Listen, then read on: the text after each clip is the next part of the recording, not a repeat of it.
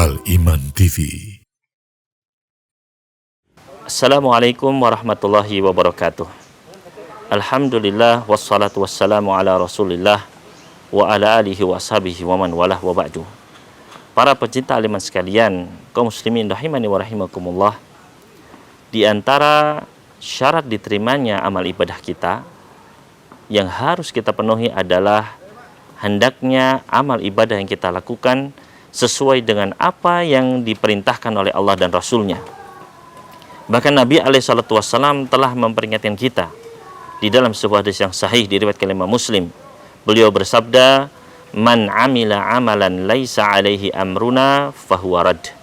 Barang siapa yang melaksanakan suatu amalan yang tidak ada perintahnya dari kami, tidak ada perintahnya dari Allah dan Rasulnya, baik di dalam Al-Quran maupun di dalam hadis yang sahih, maka amalan tersebut adalah tertolak.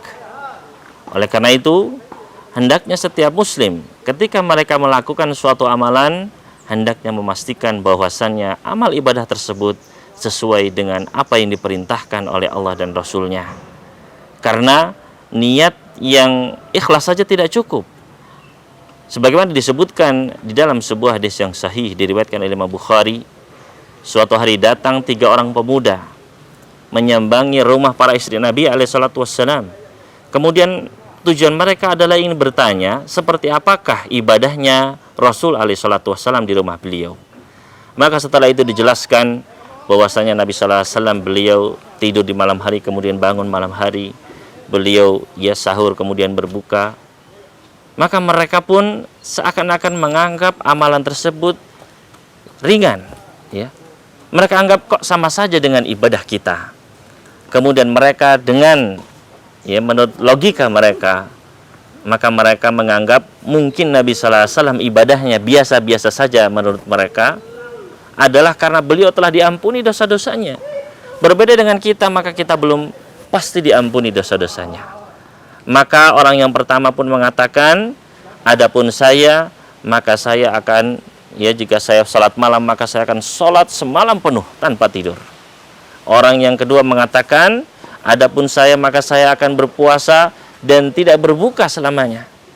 Dan yang ketiga mengatakan, adapun saya, maka saya tidak akan menikahi para wanita. Maka ketiganya niatnya ikhlas untuk mendekatkan diri mereka kepada Allah. Namun, apa yang terjadi ketika Rasul SAW mendengar ucapan mereka, maka beliau langsung memanggil ketiga orang tersebut. Dan beliau mengatakan, amma wallahi inilah akhsyakum lillah. Sesungguhnya saya ini adalah orang yang paling takut kepada Allah dan orang yang paling bertakwa kepadanya. Akan tetapi saya tidur dan saya juga salat. Saya berpuasa dan saya juga berbuka. Wa atazawwajun nisa, dan saya juga menikahi para wanita. Kemudian beliau memberikan sebuah kaidah yang sangat agung yang perlu kita renungkan bersama.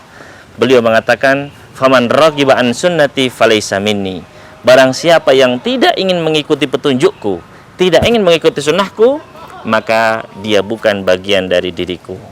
Oleh karena ikhwan fillah rahimani wa rahimakumullah, hendaknya kita pastikan sebelum kita beramal, sebelum kita melaksanakan ibadah, mari kita ilmui apakah ibadah tersebut ada dasarnya, ada dalilnya dari Al-Quran maupun hadis yang sahih dari Allah dan Rasulnya, agar amal kita tidak tertolak sia-sia.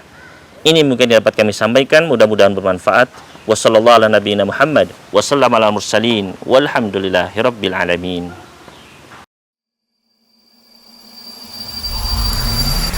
Al-Iman TV, sarana penyubur keimanan.